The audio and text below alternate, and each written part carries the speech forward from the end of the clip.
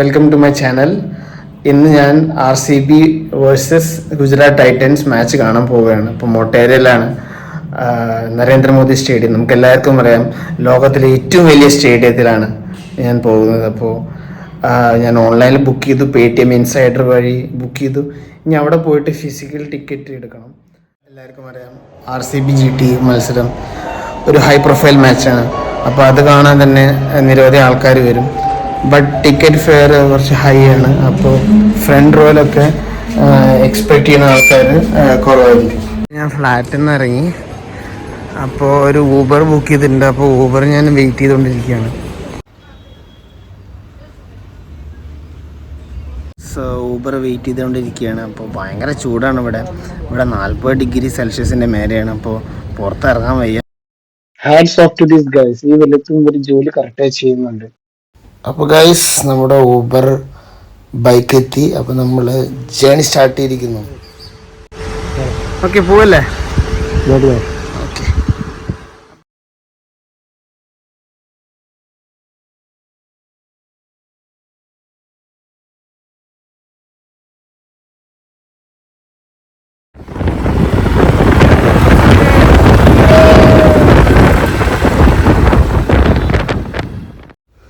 നമ്മുടെ നാട്ടിൽ കൂടുതൽ ഫുട്ബോൾ ഫാൻസ് ആണെങ്കിൽ ഗുജറാത്തിൽ ഏറ്റവും കൂടുതൽ ഫാൻസും ഉള്ളത് ക്രിക്കറ്റിനാണ്.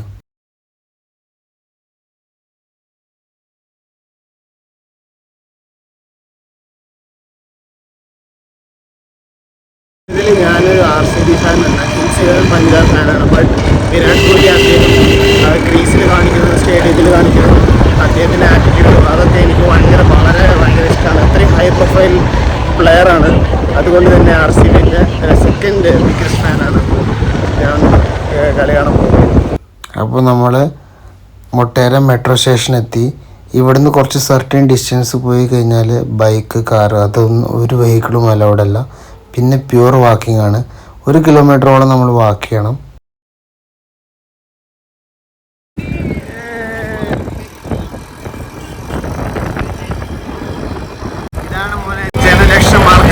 ചൂടുണ്ടെങ്കിലും കളി കാണാൻ ഇവിടുത്തെ ആൾക്കാർ എന്തും ഒരു കുഴപ്പമില്ല, എന്താണെങ്കിലും കളി കാണാൻ അവർ വരും.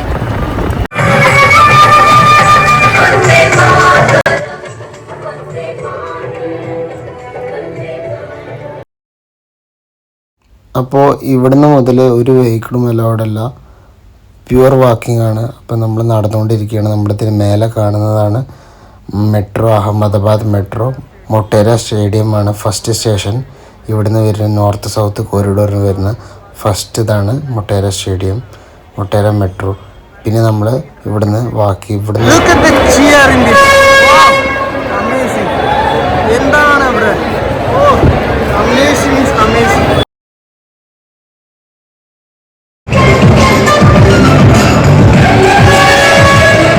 RCBയുടെ ഫ്ലാഗ് മേടിച്ചിട്ടുണ്ട്. ഫ്ലാഗ് ഇതാ.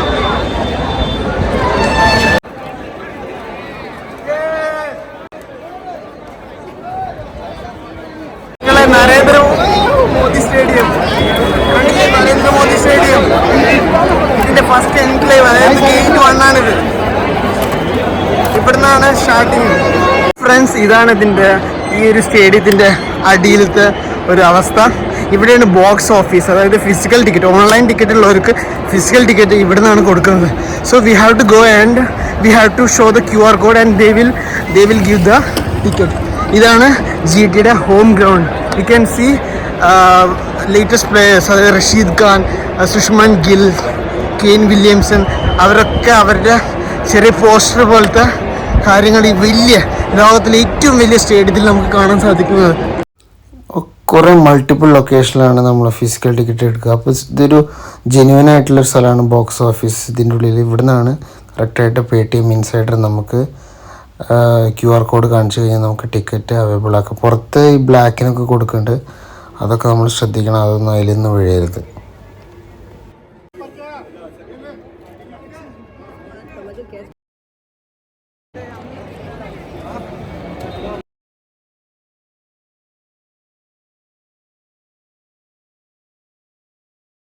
Approaching to the biggest stadium in the world.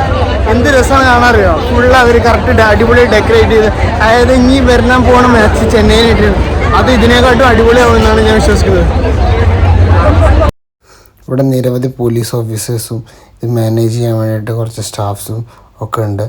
ഇവിടെ പറഞ്ഞു കഴിഞ്ഞാൽ ഒരു വഴി മാത്രമല്ല, ഇഷ്ടംപോലെ വഴിയും ഒരേ റോയിൽ ഇഷ്ടംപോലെ ഡെഡിക്കേറ്റഡ് ആയിട്ടുള്ള എൻട്രി പോയിൻ്റ് ഉണ്ട്. അപ്പോൾ ഒരു ഹേസൽലെസ്, അതായത് എത്രയും പെട്ടെന്ന് നമുക്ക് ഇതിൻ്റെ ഉള്ളിൽ കയറാൻ സാധിക്കും. അതുകൊണ്ട് തന്നെ നമ്മൾ സ്റ്റാമ്പിഡ് അതുപോലത്തെ ഡിസാസ്റ്റർ ആയിട്ടുള്ള ഇവൻറ്റ്സ് ഒന്നും ഇവിടെ റയറായിട്ടാണ് നമുക്ക് കാണാൻ സാധിക്കുന്നത്.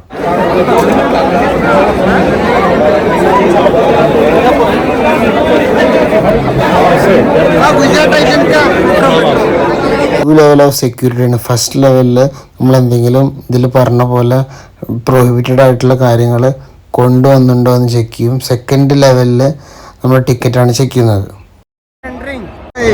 കുറേ സെക്യൂരിറ്റി ചെക്കപ്പ് ഉണ്ട്. ഇനി രണ്ടാമത്തെ ചെക്കപ്പാണ്. ഇപ്പം നമ്മൾ 2 ലെവലും കഴിഞ്ഞ് നമ്മൾ ഈ സ്റ്റേഡിയത്തിൻ്റെ ഉള്ളിലേക്ക് പോവുകയാണ്. അത്രയും എക്സൈറ്റ്മെൻറ്റും ചിയർഫുൾ ആയിട്ടാണ് നമ്മൾ പോകുന്നത്. എല്ലാ ആരാധകരും വിരാട് കോഹ്ലിനെ കാണാൻ വേണ്ടിയിട്ടാണ് എല്ലാവരും പോകുന്നത്. പിന്നെ ഇവിടെ ഗുജറാത്ത് ടൈറ്റൻ്റെ ഹോം ഗ്രൗണ്ട് ആയാലും RCBക്കാരാണ് ഏറ്റവും കൂടുതൽ ഇവിടെ. ഇത്രയും 1,30,000+ സീറ്റുള്ള ഈ ഒരു സ്റ്റേഡിയത്തിൽ മാനേജ് ചെയ്യാൻ big thanks to the personals here. So friends, നമ്മൾ കുറച്ച് ഡിലേ ഇവരെ വാമപ്പ് മാച്ചെങ്കിലും നമുക്ക് കാണണം, അല്ലെങ്കിൽ it's a big loss for us. The biggest stadium in the world. जीने का गिल हमारे कप्तान शुभ्रांजल इज द राइट आंसर. वैसे मैं बोलना चाहूंगा सबसे टफ वाला आपने सही बोला. നമ്മൾ പറഞ്ഞ പോലെ ഏറ്റവും ബിഗ്ഗസ്റ്റ് സ്റ്റേഡിയത്തിൻ്റെ ഉള്ളിൽ അത്രയും വൈബ് ഒരു രക്ഷയില്ല ഇതിൻ്റെ ഉള്ളിൽ. ഇപ്പം ആരാധകർ വരാൻ തുടങ്ങിയിട്ടേ ഉള്ളൂ. ഒരു 10-30 മിനിറ്റ് കഴിഞ്ഞാൽ ഈ സ്റ്റേഡിയം ഒരു സംഭവമായിരിക്കും. ഫുൾ എക്സൈറ്റ്മെൻ്റ് ആയിരിക്കും. പിന്നെ ഒരു വെല്ലുവിളി ആയിരിക്കുന്നത് 40+ ഡിഗ്രി ഉള്ള സെൽഷ്യസ് ആണ്. ബട്ട് അതൊന്നും വകവെക്കാതെ GT ഫാൻസും RCB ഫാൻസും ഈ സ്റ്റേഡിയം ഒരു വൈബ്രൻ്റ് ആക്കും. കണ്ടോളിയും. ഞാൻ ആദ്യം എൻ്റെ സീറ്റ് തപ്പാനല്ല പോയത്. ഈ പ്ലേയേഴ്സ് നടന്നു പോകുന്ന ഒരു ചെറിയൊരു വേ ഉണ്ട് എവേ ടീമിൻ്റെ. മോസ്റ്റ്ലി വിരാട് കോഹ്ലിയൊക്കെ നടന്നു പോകുന്ന സ്ഥലമാണ്. അപ്പോൾ അത് കാണാനാണ് ഞാൻ ഫസ്റ്റ് എന്നെ എടുത്തത്. അവിടെ തിരക്ക് കാണണം. എല്ലാവരും സീറ്റിൻ്റെ മേലെ ചാടി നിന്നിട്ടൊക്കെ ഉണ്ട്. നല്ല രസമാണ് ഇവിടെ. നല്ലൊരു വൈബ് അറ്റ്മോസ്ഫിയറാണ് ഇവിടെ.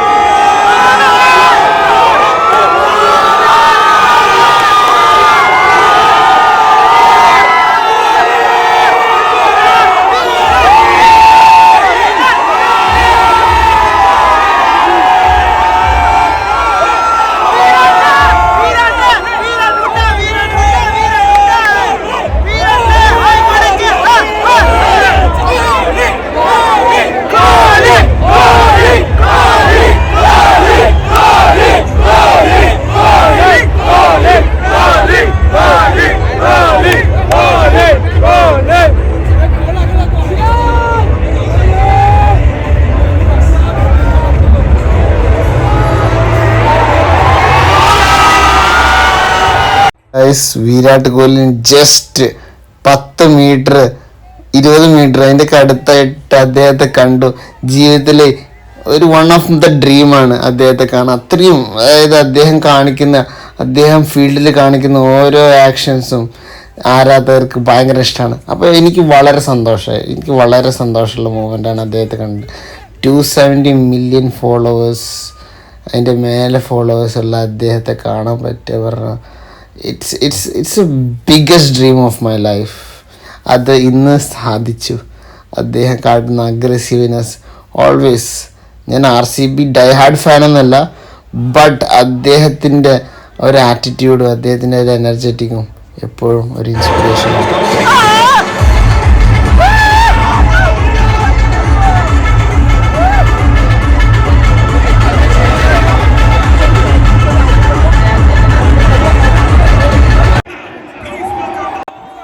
നേരത്തെ അദ്ദേഹത്തിൻ്റെ ബോഡിയിൽ ടച്ച് ചെയ്തപ്പോഴാണ് അദ്ദേഹത്തിന് എനർജി വന്നത്. അത് വളരെ രസമായിട്ടുള്ള കാര്യമാണ്. അപ്പോൾ ഫ്രണ്ട്സ്, RCBക്കാണ് ടോസ് കിട്ടിയത്. RCB ബോളിംഗ് ആണ് ചൂസ് ചെയ്തത്.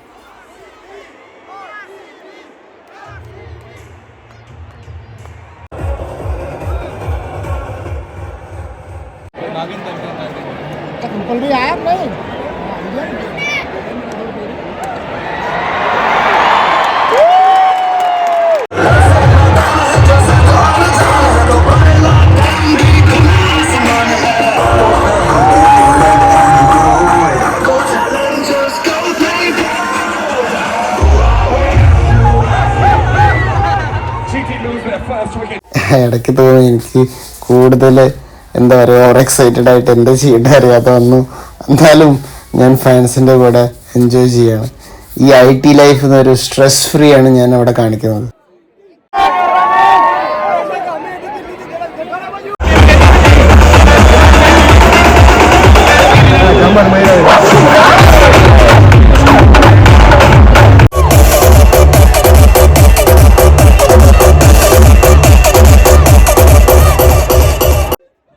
വിരാട് കോഹ്ലി പറ്റി പറയുകയാണെങ്കിൽ അദ്ദേഹം ഒരു സ്ഥലത്തിന് നിൽക്കില്ല. അദ്ദേഹം ഗ്രൗണ്ട് ഫുൾ ഓടി കളിക്കുന്ന ആളാണ്.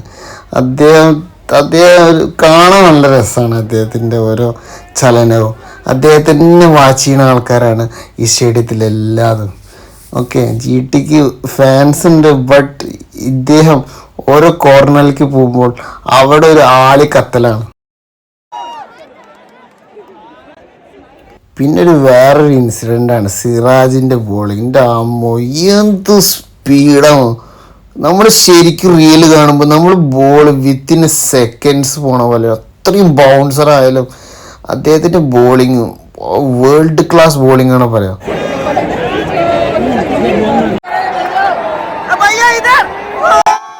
ഈ ഫ്രണ്ട് സൈഡിലൊക്കെ നിരവധി ഫോട്ടോഗ്രാഫറും ഇതുപോലെ വീഡിയോ TV-ലൊക്കെ കാണുമ്പോൾ നമ്മളാണ് ആദ്യം തന്നെ കാണുന്നത്. കളി കണ്ടുകൊണ്ടിരിക്കുമ്പോഴാണ് ഒരു ഓസ്ട്രേലിയൻ അവിടുത്തെ ഒരാൾ വന്നത്. എല്ലാവരും എന്തോ പ്രാന്ത് പിടിച്ച പോലെ എല്ലാവരും സെൽഫി എടുക്കാൻ പോകുന്നുണ്ട്. ബട്ട് അദ്ദേഹം ഒരു നാഷണലാണ്, അദ്ദേഹം ഒരു സിറ്റിസണാണ് അവിടുത്തെ. അപ്പോൾ എല്ലാവരും അദ്ദേഹത്തിൻ്റെ ലുക്കും അദ്ദേഹത്തിൻ്റെ കാണുമ്പോൾ ചിലർ പാറ്റ് കമ്മിൻസ് പറഞ്ഞത് അത് നല്ലൊരു വൈബായിട്ടുണ്ടായിരുന്നു.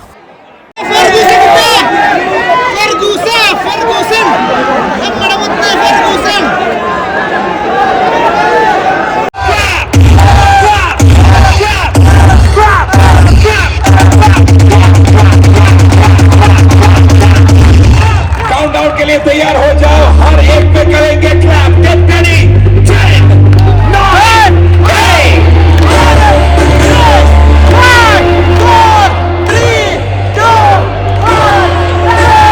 1. ഇപ്പോൾ നമുക്ക് തൊട്ടടുത്ത് കാണുന്നതാണ് മാക്സി. എൻ്റെ one of the favourite player. Punjab കിങ്സിലുള്ളപ്പോഴാണ് അദ്ദേഹത്തിന് ഏറ്റവും എൻ്റെ ഫാൻസ് ആയത്.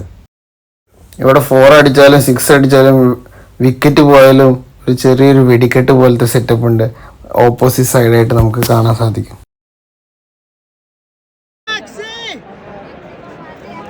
बार ओवरनी समाप्ति गुजरात टाइटन्सનો સ્કોર છે 108, 2 વિકેટના નુકસાન પર.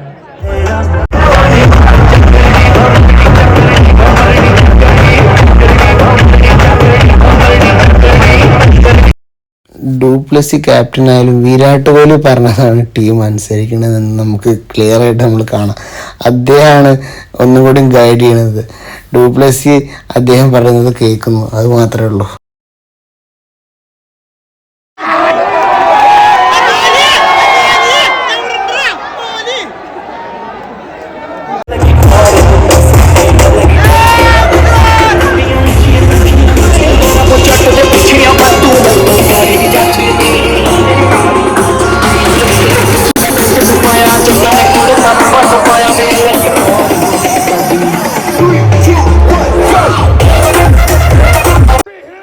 ഹിറ്റൊക്കെ ആയി കഴിഞ്ഞാൽ ആംബുലൻസ് വരുന്ന പോലെ അത്രയും സൗണ്ടാണ് ഇതിൽ കാണുന്നത്.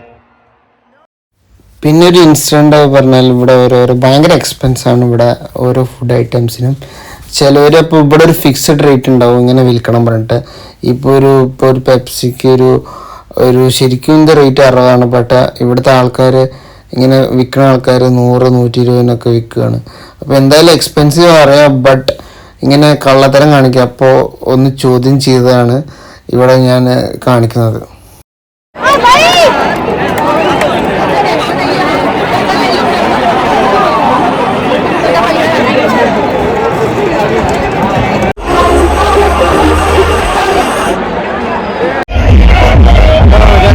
ഫസ്റ്റ് ഇന്നിങ്സ് കഴിഞ്ഞിരിക്കുന്നു. ഇനി ചെറിയൊരു ബ്രേക്ക് എടുക്കാൻ പോവാണ്.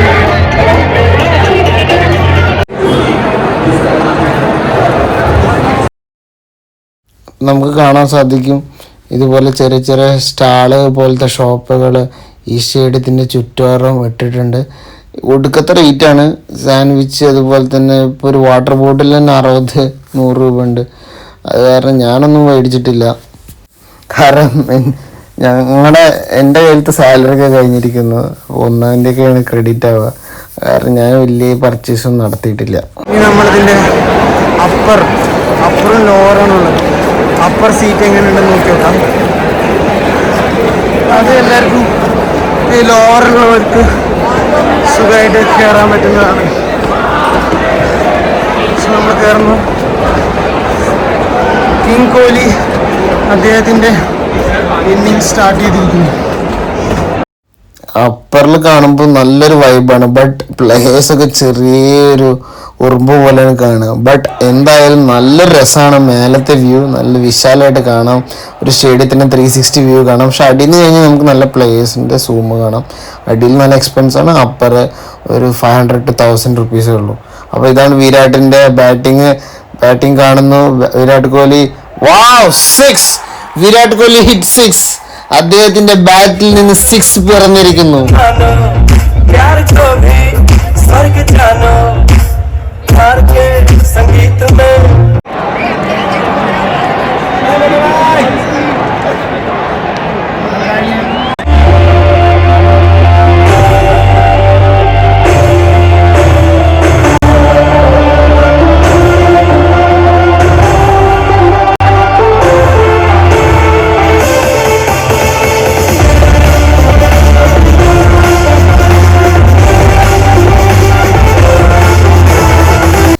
പിന്നെ നമ്മൾ അടുത്ത് കണ്ടത് കില്ലർ മില്ലറാണ്.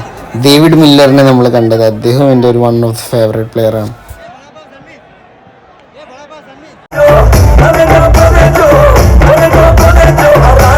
പിന്നീട് എൻ്റെ ഫേവറേറ്റ് പ്ലെയർ റഷീദ് ഖാൻ. അദ്ദേഹത്തിൻ്റെ സ്പിന്നിങ്ങും ഞാൻ എൻ്റെ കണ്ണുകൊണ്ട് കാണാൻ പറ്റി. അതും എനിക്ക് വളരെ ഒരു സന്തോഷം നൽകുന്ന ഒരു നിമിഷം തന്നെയായിരുന്നു. അപ്പോൾ ഗായ്സ്, വിരാട് കോഹ്ലി 50 അടിച്ചിരിക്കുന്ന അദ്ദേഹം ഒരു മെഷീൻ തന്നെയാണ്. റൺ മേക്കിംഗ് മെഷീനാണ്. അദ്ദേഹം ഒരു ലെജൻഡാണ്. അദ്ദേഹത്തിൻ്റെ മാച്ച് കാണാൻ പറ്റിയതെന്ന് ഏറ്റവും വലിയ ആ ഒരു മാച്ചിൽ അദ്ദേഹം 50 അടിച്ചതും എനിക്ക് കാണാൻ സാധിച്ചു. അതൊക്കെ വളരെ ദൈവം നിശ്ചയിച്ചതാണ് എനിക്ക് വേണ്ടിയിട്ട്.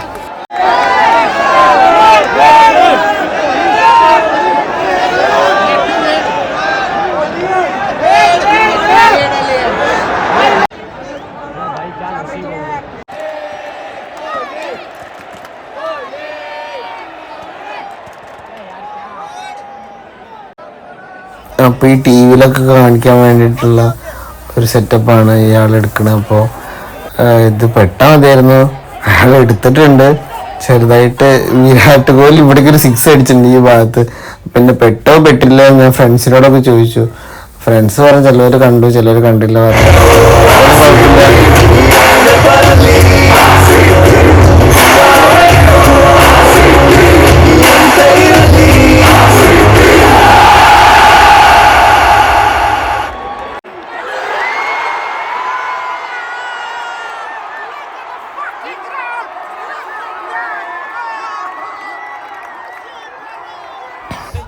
അപ്പോൾ ആ 6ഓട് കൂടി RCB ജയിച്ചിരിക്കുന്നത്. എന്താ പറയുക, മുതലായി പറയാം. പൈസ കൊടുത്ത് മുതലായി. അതാണ് ഇതിപ്പോൾ എത്ര ഇനി പൈസ കൂടിയാലും മുതലായി. അത്രയും വിരാട് കോഹ്ലി കാണാൻ പറ്റി. വിരാട് കോഹ്ലി 50 അടിച്ചു. എന്തായാലും 100% എനിക്ക് സാറ്റിസ്ഫൈഡായി. ഒരു IT ലൈഫിൽ നിന്ന് ഒരു സ്ട്രെസ് ഫ്രീ ലൈഫ്, ഒരു ന്യൂ ലൈഫിലേക്ക് വന്ന പോലത്തെ ഒരു ലൈഫായി. അപ്പോൾ എല്ലാ പ്ലേയേഴ്സിനും കാണാൻ പറ്റി. എനിക്ക് ഒരു വേൾഡ് കപ്പ് ഇവിടെ നടന്നിരുന്നു, ഇന്ത്യയുടെ മാച്ച് ഒന്നും കാണാൻ പറ്റിയില്ല.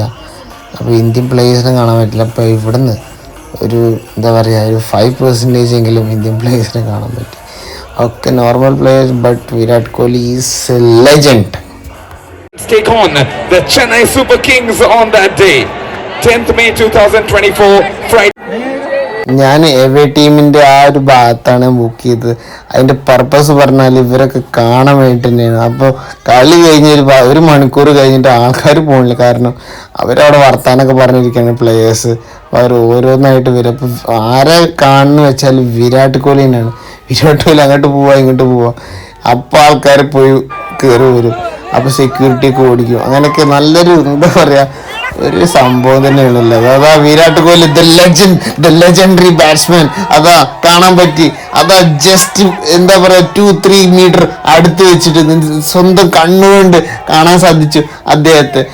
എനിക്ക് പറയാൻ വാക്കില്ല. ഇതൊക്കെ നിങ്ങൾ കണ്ട് അനുഭവിക്കണം.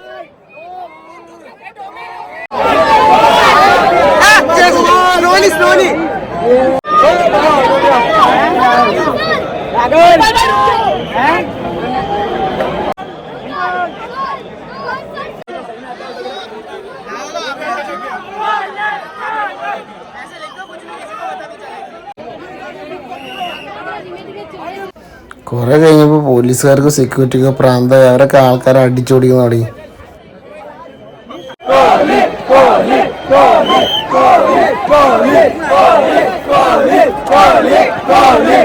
കോഹ്ലി വല്ല ഭക്ഷണം കഴിക്കാൻ പോയതോ, എന്നിട്ടും ആൾക്കാർ അവിടെ പോയിരുന്നു. പക്ഷെ കോഹ്ലി വന്നിട്ടില്ല. അത് വെറുതെ ഒരു ഫേക്ക് ആയിട്ടുള്ള ആൾക്കാർ ചാൻഡ് ചെയ്തതാണ്.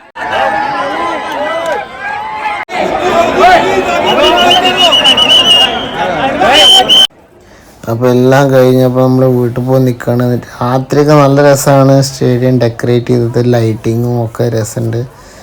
അപ്പോൾ ഇപ്പം ആരും ഇല്ല, ഒക്കെ കഴിഞ്ഞ് ഞാനൊക്കെ ലാസ്റ്റാണ് ഇറങ്ങിയത്.